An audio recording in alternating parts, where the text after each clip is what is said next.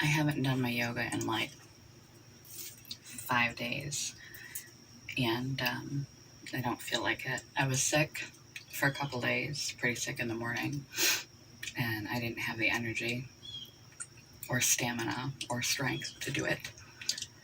And then we went out of town and we were rushing to get out of motels early to get to where we needed to be on time. So my whole typical morning routine is thrown off. But I don't want to get out of the habit of doing it because of the numerous health benefits of yoga. So I do not feel like it, but I have an intention for today to do my yoga that I'm going to self-motivate myself to follow through with. Self-motivation versus motivation. Self-motivation is when you, from internal resources, cultivate your capacity to do that thing, take that action, even when you don't feel like it, even when there's not time, even when it gets complicated or difficult, that you use your internal resources to motivate you.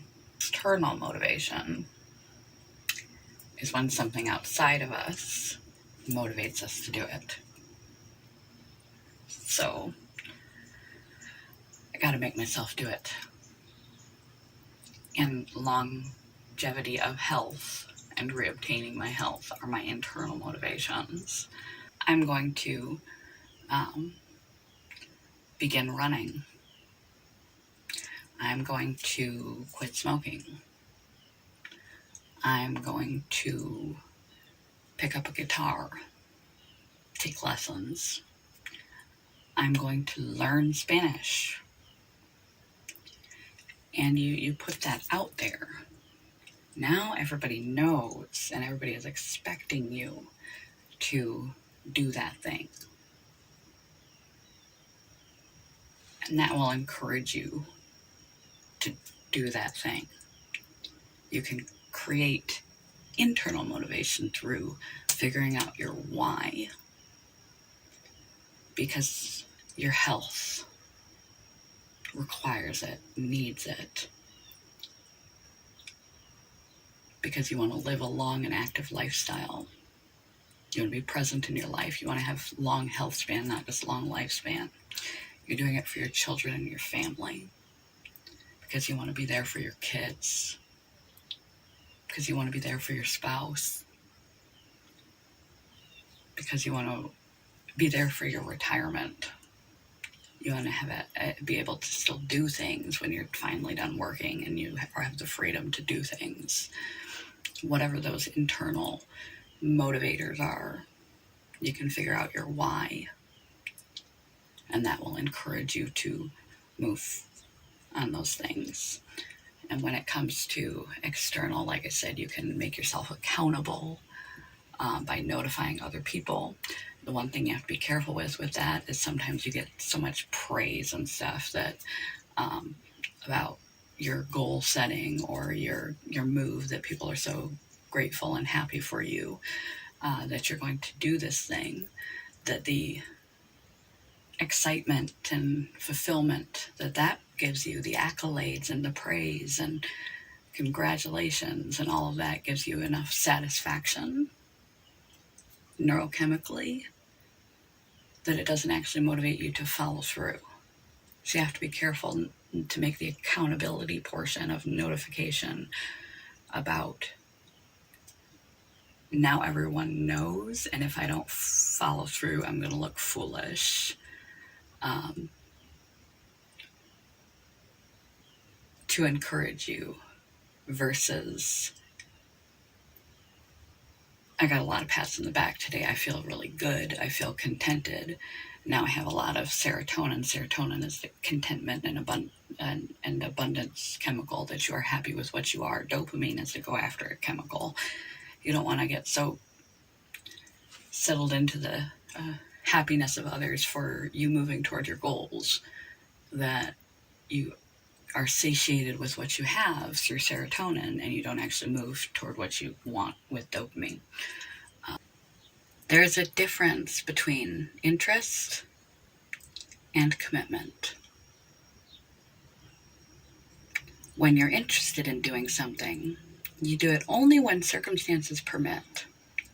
When you are committed to something, you accept no excuses, only results. Motivation is what gets you started. Commitment is what keeps you going. Instead of water running uphill, you are now water running downhill because it just makes more sense to do that thing. You need motivators. And you need to know which side of the fence you fall on so you can set up those motivations. And you need to know why you are doing the thing that you are trying to do overall, not the destination. Because there is no destination with growth. It just continues to go. It has to be something about the process, something big, something profound, something that will move you and will motivate you. And having a combination of internal and external motivation is best. Motivation will encourage you to start or restart. And then as you get into it, and you start to burn out of your motivation, your why that you set up, your bumpers, your accountability by telling other people the things that you have already set up to keep you on track when you don't feel like it. Buddy system, doing goals together. Those things will push you through when you don't feel motivation anymore, till you do it long enough that it becomes your new normal. And if you don't do it, you feel funny, like you forgot your cell phone, and you don't have your right arm. You just feel like weird for the rest of the day if you don't do that thing. So figure out your motivation style. Are you intrinsic or extrinsic? That will start you going. And if you slack for whatever reason for too long, you stall out and you got to start going again. Reassess your motivation style and set up a system and parameters and items that will encourage you to either self-motivate or externally motivate, or a combination of the two, to get you started again and keep following through. Have a why, a grand big why that your life would be much better with. And it's also helpful to have something you're running away from, that if I can never do this yoga again, I may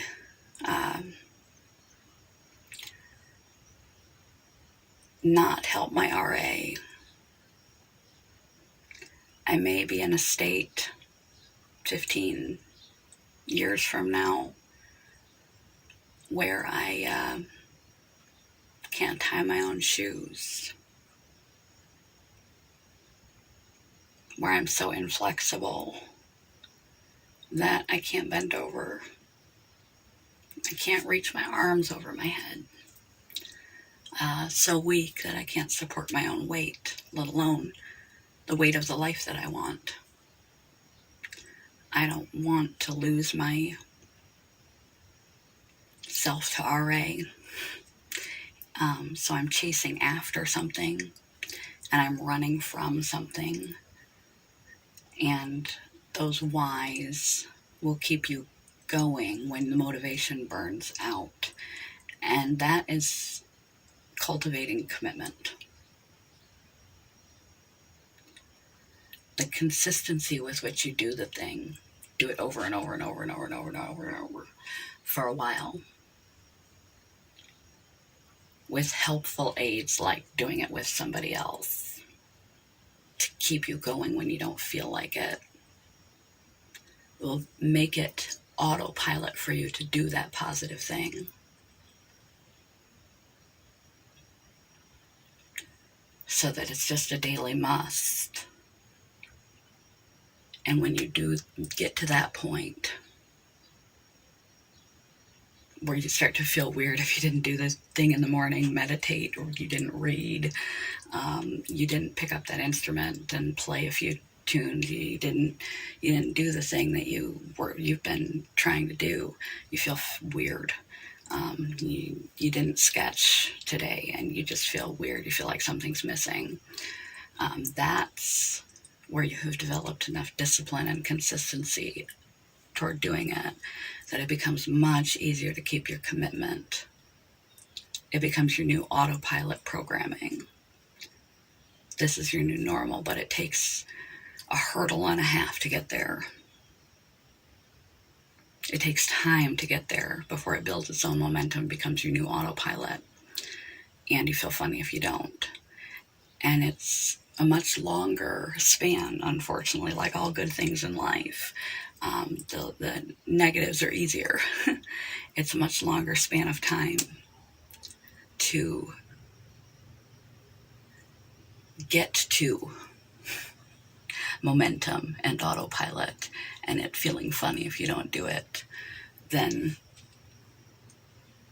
stopping, becoming normative, not doing that thing, falling off the wagon, becoming normative. So make sure when you take healthful, restorative, important breaks for life, for health, for restoration, relaxation, because nothing in life should be a have to. It should be a want to, etc. When you take a break, relish in that break, but keep it limited, or the break will take over, like it has with me. And then it's like starting medication all over again. You got to experience all the side effects of beginning again. A lack of motivation, a lack of desire, all kinds of excuses not to, falling to circumstances. I was too busy, we didn't have enough time, I didn't feel good, and you have to fight all that all over again if you take too long of a break. So try not to take too long of a break in these good habits that you are doing.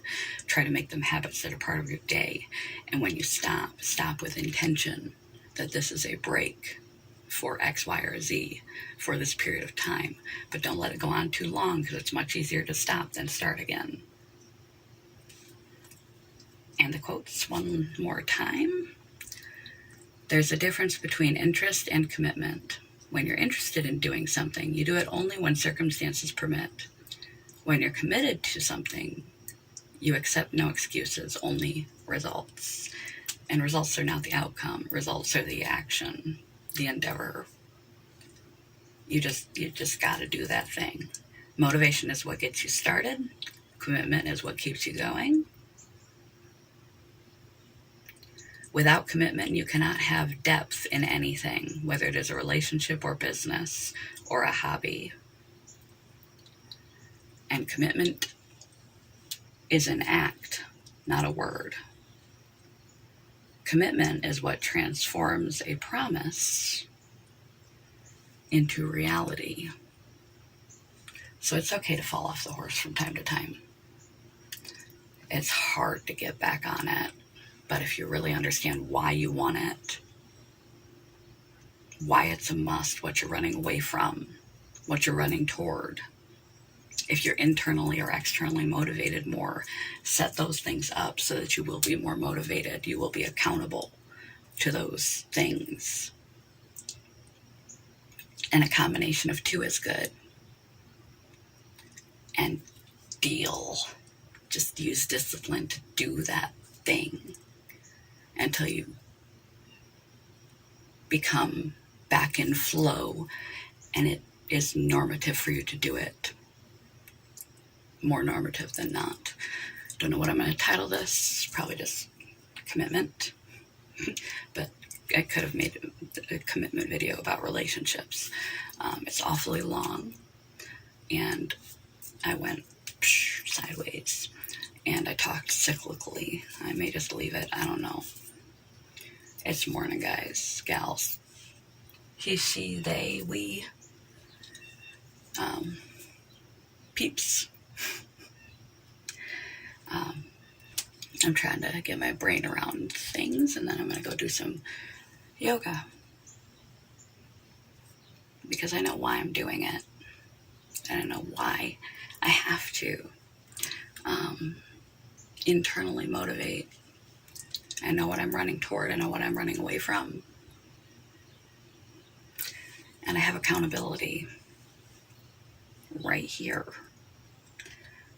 to encourage me to continue, because there's eyes on me. Even though I don't state to be someone who does it with absolute discipline, it's an important part of my life and my overall health. And I've pronounced that and I put that out there. And so the channel encourages me. So I have everything in place. I just have to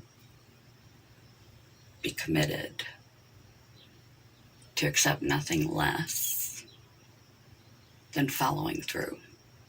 And I have to do that over and over and over and over and over again, because I took too long of a break, until I feel weird if I don't again. And it takes on a mind and a momentum of its own, and it becomes easy. Hard becomes easy if you do it long enough. Good morning, goodbye. This is too long. And I used like 5 quotes.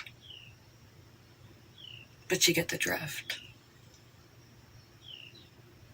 I'm not concise. I'm tired.